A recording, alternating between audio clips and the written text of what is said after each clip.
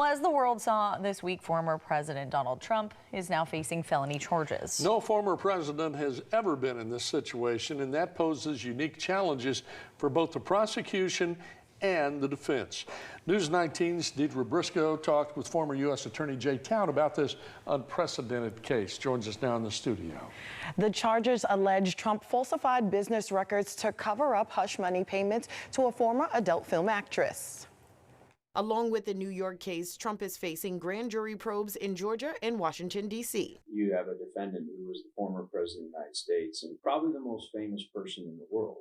And so, but the courts have to remain fair and impartial, and they need to rule within the law the way they always would. Town says the prosecution should let the evidence do the talking. I've had high-profile cases. Prosecutors everywhere have them, and they're not more difficult, but I will say they are more work, and that's okay. That's our system, and we have to embrace it as prosecutors and not run from it. Trump has continuously made public statements about the New York case, the prosecutors, and the judge. President Trump is going to say what he's going to say.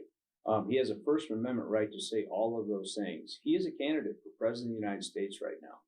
And I don't see any judge, and if a judge did, I don't see an appellate panel upholding any type of gag order on the former president. I just don't see how it's possible in a case like this. When you bring an indictment against the former president of the United States and current candidate for president of the United States in 2024. Town is hopeful the strength of the legal system will be proven. And if there's prosecutorial overreach here, then the system will work. If he's convicted of a felony, then the system worked.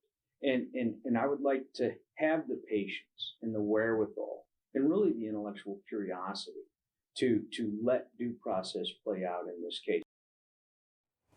The next hearing in the New York case is set for early December. This case against Trump is expected to go well into 2024.